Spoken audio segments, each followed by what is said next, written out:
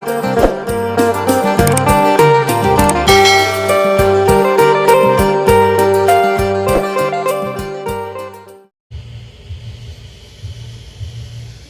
ทายแล้วก็สบายดีพี่น้องFCเบิร์ดสกุสุคนนะพี่น้องสมองสมบัติว่าจะเป็นฝั่งลาวฝั่งไทยต่างประเทศยินดีต้อนรับเข้าสู่ซองสาวแพงเอาพี่น้องเอ้ยพอกับสาวแพงในมื้อนี้ก็อยู่ห้องหมอพี่น้องเอ้ยมาเยี่ยมน้องแต่ว่าได้ยินบ่ยาวเพิ่นว่าเกิดอุบัติเหตุรถตามนะพี่น้องก็ใกล้ๆเรือนสาวแพงเนี่ยพี่น้องก็พอดีแวะมาเบิ่งอาการเพิ่นว่าเป็นอะไรนะพี่น้องเนาะก็เดี๋ยวนี้ก็ประมาณ10 โมงกับ4 ทุ่มนะเพียงเนาะก็มันก็ใกล้ๆเรื่องสะเพงเพราะว่าตัวนี้เป็นห้องหมอที่พอสะเพงมานอนตลอดนะเพียงเนาะ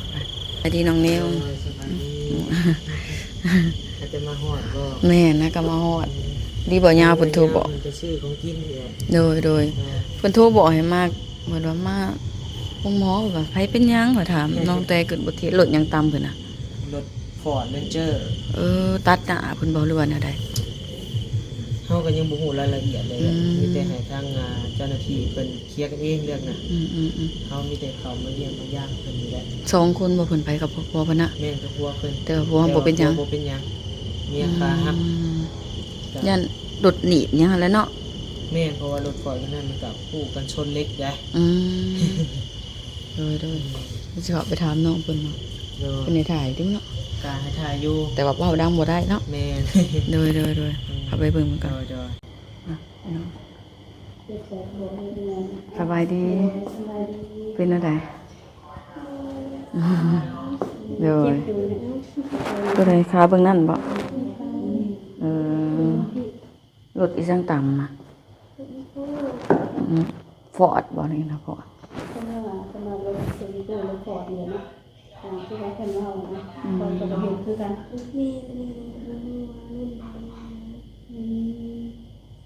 เพราะเราบ่เป็นหยัง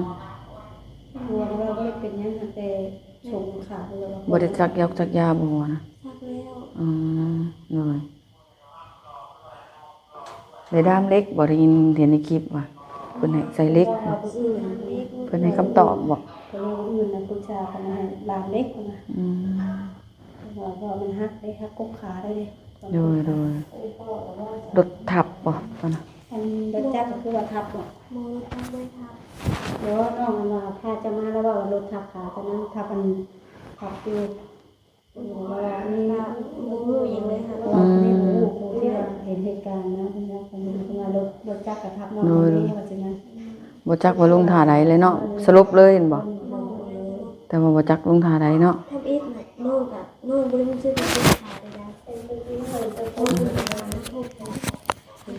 ๆพอน้องแอนมาเมียได้บุญจากคานมาถ้าอีทเพิ่นว่าผัวว่าเฮ้ยลูกไม่เฮ้ยเลยเพิ่นเลยว่าลูกบ่ได้อันนี้หั่นนะ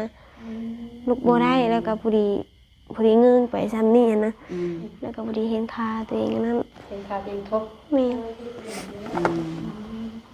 ผัวบ่ให้บาปลูกบาปอีตนเมียเนาะบ่ให้ไม่ใช่มั้ยเดี๋ยวซะให้ก็บ่ยังเป็นเนาะไอ้ต้นไผต้องโทษตัวเองเด้อบ่ว่าผัวไผพังควงข่อยนี่เด้อก็บ่ต้องโทษตัวเองมันก็บ่ยังเกิดเนาะให้มันเกิดเฒ่ามากบ่อื่นเดี๋ยวว่าไปตู้ยังมากนะที่ญาติให้เฒ่าเว้าให้ดาวใส่แล้วต้องคิดหลายแบบเมียเนี่ยคิดจังเฒ่าเว้าเด้เลยนะบ่ต้องคิดนึงบ่โทษว่าเป็นนำลูกเคยพาเมียไปบ่ไปส่งน้องก็บ่ยังให้เกิดเนาะแม่นบ่มีไผจะให้เกิดส่งน้องตุ๊กบ่แม่นไปส่งน้องตุ๊กใครเนี่ยน้องตุ๊กน่ะเอาไปส่งฮอดเฮือนแล้วคำเมนโอ้ยคำเมนว่าผู้นั้นน่ะจักสิว่าจังไดเนาะตุ๊กกำลังซื้อผ้าซะเขาบ่อยากคิดสภาพบ่อยากคิดเลยเด้เฮ้ยโทรบอกน้องนี่ยังบ่ได้บอกน้องตุ๊กบ่กำลังคิดชวดนี่โทรบอกน้องเนี่ยเฮ้ยโทรติดบ่เลยโทรบอกน้องใครแต่ส่งแม่ปุ้งเนาะมันก็มีสิบ่อยากคือแค่แต่ว่าส่งแม่ปุ้งฮอดเฮือนแล้วขากลับออกมาแม่นบ่ล่ะแม่นขากลับออกมาปวดได้บัดนี้ปวดบ่แม่เริ่มปวดแล้วกระเจ็บอันนี้ โอ้สำนีก็ยังบ่ทันเจ็บดอกประมาณมื้ออื่นตื่นมาพุ่น บ่นี่มันยังอยู่อย่ามึนเด้ อันนี้เป็นไม้บ่นี่นะแบบมัน ไม่ ค้ เพิ่นเอาไม้ลานได้ล่ะ แม่น เพิ่นเอาไม้ลานขาจะเม่นเพื่อบ่ให้ขาเจ็บตีน ำแม่นมันพับ บ่ให้ แบ ตี บมันแย่ซี่ในแย่หนังอะนะมันก็เลยเจ็บ โอ้มันก็สนไม้เนาะ แม่น ขา ส่วนไม้ มันเจ็บอยู่แล้ว โทรหาน้องหาบ่ฮัลโหลตุ๊กเด้ นอนแล้ว อืม บอกมาเลยเด้อเอ้ยนอนห้องหมอ บอกในเด้อ บอกแม่ว่าเอ้ยน่ะเกิดอุบัติเหตุนอนอยู่6 หมอเจ้า หัวเพิ่นฮู้เลยบ่นี่ โอ้ยัง บอกตุ๊กแน่มื้ออื่นนะให้มันโทรมาหาข่อยแน่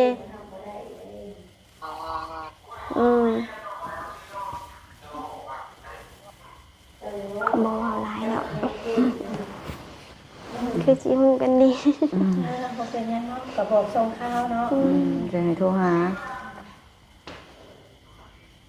มื้อใดสิบุญเฮือนค่ะแล้ว บุญเพื่อนน่ะแล้วมื้อนี้ แล้ว ก็คือว่าแล้วบุญมื้อนี้เนาะแล้วจุ่มข่อยน่ะไปเมื่อบุญเลยกลับมา อืม ข่อยกลับมาเพื่อนน่ะประมาณ5 โมงครึ่ง เด้อ ข่อยก็ลงไปเอาลูกไปอยู่ในบ้านข่อยก็เล่นอยู่ประมาณฮอด6 โมงหน่อยๆเนาะก็ทางน้องเพิ่นก็โทรนำมา ไผล่ะ ให้เกิดอุบัติเห ๆ ตุ โทรมา ฮัลโหล อีหยัง ตุ๊กเอ้ยกูไปส่งมึงไงกูมาแหละรถต่ำกู รถอีหยังน่ะ รถวิโก้หั่นแหละ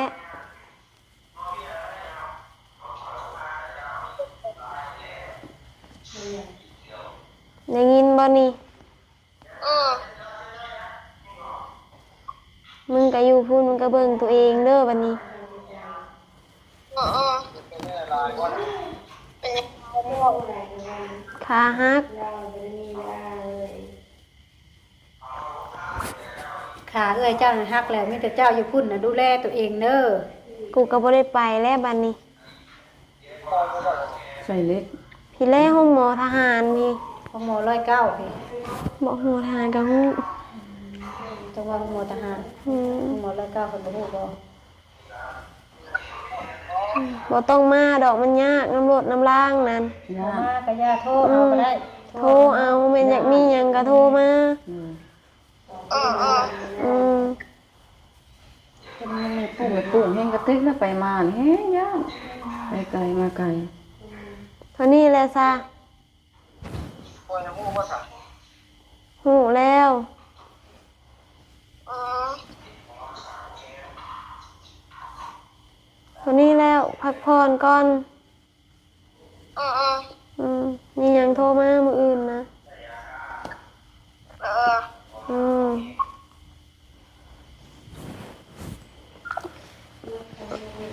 เพิ่นก็กำลังนอนอยู่เนาะเราก็พักผ่อน นอน10 โมงเลยได้แม่ปลูกกับเทื่อนั้นมันเงียบเนาะ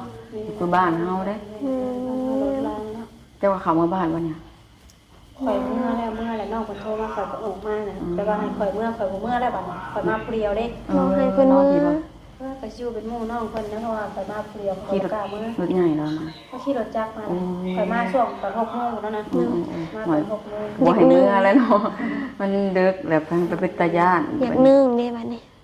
อยากนึ่ง เพิ่นบ่ให้นึ่งนี่ล่ะเพิ่นบ่ได้ให้นั่งนี่นึ่งนี่นอนเฉยเลย เพิ่นบ่ให้ตี อืม บ่ให้ปิกแล้วน้ำบ่ให้ ตีได้แต่คอ โอลินสิเบิดเด้อ บ่คืน ไผ โทรไปได้บัดนี้ โทรหามิกบ่ฮับมิกนอนแล้วเว้ยมันเลิกแล้ว ตกลงเพิ่นให้ดามเล็กเนาะมื้ออื่นมาสไลด์เนาะเพิ่นให้ใส่เล็กเนาะ แม่นเพิ่นว่าบ่เพิ่นว่าว่าเพิ่นว่าบ่อื่นให้ใส่เลย อืม แต่ละโครงราคานี่เนาะก็ยังบ่ทันได้คุยกันรายละเอียด เพิ่นยังบ่ได้ให้กว่าเท่าใดนั่นบ่ แม่น่ะแต่เพิ่นว่าคร่าวๆไว้ก็เพิ่นว่าก็สูงพอสมควร อืมก็สูงละแต่ว่าผู้กรณีบ่เพิ่นรับผิดชอบด้วยว่าแนวใด เพิ่นว่าพวกกรณีเพิ่นก็รับผิดชอบอยู่เพิ่นก็บ่ได้พบรายละเอียดเลยเพิ่นก็รับผิดชอบอยู่ ค่ารับส่งการแล้วเพิ่นรับผิดชอบอันบ่ โดยแม่นแต่ก็จักสิซ้ำใดนะเฮาก็บ่ได้โอ้ลมกับบ่ได้คุยนะแบบ ยังบ่ทัน ไปคุยหยังกันเนาะ มีแต่ทั้งในบ้านหรือว่าทั้งชุมชนคุยกันนี่เอาแบบคนนอกเราก็เลยได้แต่หาถามไทยเล็กน้อยนะ แม่นเขาก็แบบบ่ได้เจาะลึกเนาะ แม่น อะไร แต่ว่าทั้งเพิ่นก็ดีอยู่เพิ่นก็บ่ได้พบเล่นๆเนาะเพิ่นก็ยังมาส่งให้ของหมอสินะมันก็ดีตัวนั้นแหละถ้าเพิ่นพบเลยนี่เฮายังเบิดเลยนั่นน่ะ แม่น เพิ่นก็ใครอยู่เพิ่น อีก ก็ อย่างมันเก่าแถวนั้นมันมืดมันบ่แถวใดล่ะตาม อยู่บ้านแกงแห้ง เออ ตัวหน้าปั๊มน้ำมันปตทอันนี้ก็เฮาก็เห็นแล้วว่าน้องเพิ่นเล่าให้การให้ฟังอันน้องเขาจังโมเจ้าหนังสือยังก็เพิ่นเอามานะ เอิ้นเพิ่นมีกะมวยเอิ้น โอ้ เพิ่น แต่ว่าซื้อแล้วนี่จะเป็นอะไรก็ซื้อกันเด้อแล้วว่าเป็นหมู่กันเราไปเฮ็ดเวียกที่หั่นบ่ แม่ ตัวแกงเฮ็ด เราเห็นแล้วเอ้าคนรู้จักกันแล้วเราไปร่วมแบบนี้เพิ่นก็เลยว่าให้คนนี้มานำสินะ ให้แบบให้มาแบบ แม่หา เว้า มาแบบเป็นหมู่คนนี้แน่สินะ อืม เลย คนนี้แหละหา อ่ะพักผ่อนก็ได้อได้อออกไปนอกกันให้เพิ่นพักผ่อนกับพี่น้องเอ้ยมันก็เสียนอนได้ได้สบาย โดยสบายดี น้องก็บอกเนี่ยเราก็มาแบ่งกันเนาะบ่ยาวเพิ่นฮะได้ยังเมื่อกี้นี่ฮะอะไรซื้อมาเดินสบายดีก็เอาทุกหน่อยจ้ะ มาบ่ได้เก่าว่า สบายดีสบายดีพากันหิวข้าวบ่ได้ได้นี่ เด้อ เด้อ ยังบ่กินข้าวเย็นมันเย็น สไลด์หิวข้าวเด้อค่ะ บ่เอาไปยังบ่ได้กินข้าวกินอยู่มันใหญ่เลยเนาะ ไปเป็นบนหรอ จะได้ยังสมากินนะ บนล็อกหนึ่งเนาะแค่นั้นไอ้หนูเน่าแล้วจ้ะว่าเลยอยู่ใจ เอาซื้อมาไปซื้อของกินนี่ซะจ้ะ ไก่ถึงไก่น้ำน้ำนี่แล้วมา ได้กินเท่าไรจมแล้วหิวข้าวอยู่ เท่าไรบ่ เพิ่นมา อยู่แล้วอยู่เราอยู่เขา เราสิอยู่เบัดคืนเราเมื่อบ่ได้ล่ะเด้มันเมื่อก็ ก็ไงทางเมื่อเรามันเลิกแล้ว แม่ทางบ้าน ดีแล้วละดีแล้ว ทางบ้าน แล้วว่าจะเว้นพึ่งแล้วชิมเขา บ่ตื่นเด้อจ้ะกลับบ่ วันนี้ดีเขาหามวยแล้วตัวนี้โมย่านยังเลยโอ้ยอยู่เส้นกลางเมื่อการรุ่นแบบตั้งของเขาใช่อยู่หรอ ก็มวยชิวกันเพื่อนแต่ชื่ออยู่ก่อน ใกล้บ่บ้านจ้ะบ่ใกล้บ่ แข็งนี่ดี ฮอดบ่แถวเฮือนแถวบ้านบ่ลาวพุ่นบ่ บ่นะตั้งเวมันย่างอยู่ดีกับบ้านพวกน้อยพวกใหญ่ก็ติดกันแล้วกันละไอ้หน้ากันใกล้ๆกันประมาณ4 ลักนี่แหละก็ไปก็ได้เลย แต่ทางนี้ได้แต่ละมือก็ผ่านกันแล้ว ต้องได้เมื่อแล้วเนาะบ่เมื่อก็บ่ได้แล้วมันก็บ่ได้ไกลเมียหายแล้วบ่เมื่อ คำพูดอะไรคิดนอนเลยยันไปแล้วเนาะไอ้ดิหมวยนี่ยอมรับเด้ ผ่านประสาทบ่ ก็ยังอยู่ก็มวยกันอยู่แต่ละมือนะ เอาแม่นซะบ่เห็นอะไรนี่ เห็นแล้ว เห็นแบบใดน่ะ เอ้าบางมือเชื่อปล่อยเมื่อแบบเพิ่นมาผงทบนูมาถิ่มทีนะเดี๋ยวผมอยู่น้ำแดงไงได้ไฟมันก็เข่าเนาะมันเกือแคมทางจริงๆนะเอาเมื่อปัดยังไฟแหลงชื้อยังใหม่ว่าทันเบิดจั ยังเห็น ขออนุญาตน้ำมันเห็นเลยอยากจะเห็นได้จัดจะเห็นแล้วกระดูกกระทบแล้วว่าไม่ได้เห็นแบบ เห็นแต่ว่าเว้าเนาะว่านี่แหละว่ายังกระดูกเดียวบ่มันยังใหม่บ่เบิดอ่ะนะ แน่นว่า ยังใหม่บ่เบิดแล เพื่อเห็นก็คิดในใจก็แบบว่าสักนึงเขาก็สิไปคือเพิ่นแหละนะนั่นแหละ ยังโดนนะยังโดน ก็เลยว่าเอ้าท่องไว้นั่นแหละ เพิ่นนอนอยู่นะเพิ่นบ่ได้เฮ็ดหยัง มันเป็นเน่ามันสิ้นแหละมันเย็นอยู่บ่ย่านบ่ก็ย่านนั่นแหละ ย่านแต่ว่ามันจำเป็นเนาะมันเป็นงานเฮาเด้อซะ จักสิไปอ้อมไปทางใด กดเอาตัวไหนก็ได้รถใหญ่เลย โอ้ยสาธุบ่ย่างเว้าอยู่นี่ชื่อแม่แถวรถใหญ่ว่าซั่นเอาใช้ชื่อ ตัวไหนก็ได้เลยนี่ฮะ ให้ประธานเลยเอาก่อนประธานยาวมีจำนี่คือห่วยคักเด้อเนาะ โอ้ตำนี้ก็หมาย 2แสนนะฮะขายโตบ่คิดยากอยู่ครับประมาณเลยแฮะบ่ได้ประมาณทำว่าเอ้ยที่เท้ายิงเนาะว้าวแบบนั้นดีกว่าน้องไก่ ชื่อสี่บ่ได้ นะ ชื่อสี่ ชื่อชี 400,000 หมูเฮ็ดโดเนาะก็จึงว่าแบบสมมาพอควรอยู่ไหน บ่ ใช้งานอยู่โดยคุ้มแหละ ฟังชื่อไปตั้งหน้าหมูก็ยังบ่ได้ยิบเนาะ ตอนยังโอ้ตอนนั้นยังใหม่อยู่เลยเนาะสี่กะ ใหม่เด้อ เดี๋ยวนี้ก็ห่วยลุยเด้ ประตู โอ้ยเล่นเลยเนาะ ฮะ เอา ไปเดี๋ยวจะเอาอันไม่กินได้ตั้งอันนั้นเพิ่นก่อน โดย เ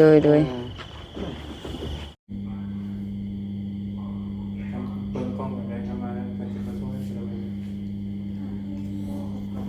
โอ้ยจักกันเลย เป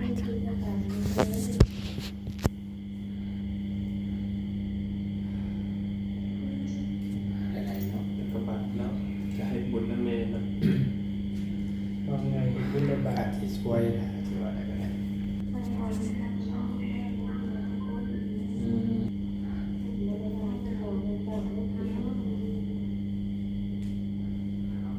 บุญนั่นเองอย่างเรียกว่าจะบอก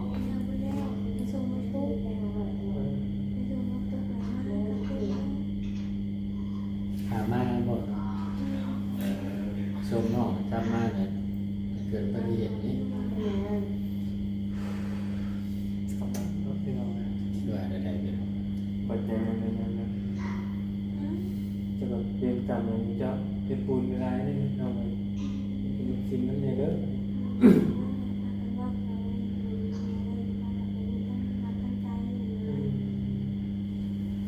ไม่ได้เอางานไม่เป็นเอาแบบเป็นใจสิตั้งพื้นเป็นสัตว์ยุสุด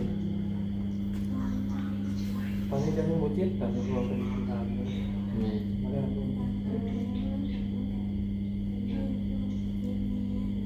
ตอนนี้จะพิจารณาจะมีความรู้สึกอยู่แบบจะดีเลยหรือเปล่า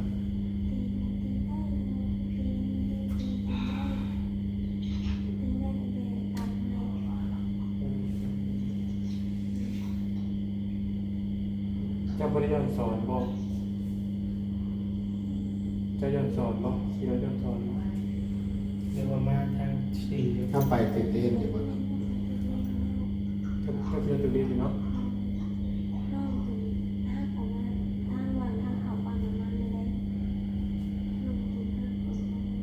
ฮักนี่แล้วแต่บ่วิดเนาะ ใช่ถ้ามารถเป็นยังถือว่ามากกว่านี้ปานไหน มา ถ้าให้มี จะเป็นยังไงอยู่เนาะรถกับรถเป็นกันส้นเล็กนั่นเองกันส้นกับรถมันแข็งขนาดได้เนี่ย มันว่าไงคือจะค่อยครับอย่างรถให้รถเป็น นี่กระเตะเนาะ ถ้าว่าแบบเต็มแม็กกับยืดรอดกว่าหนึ่ง คิดภาพเลย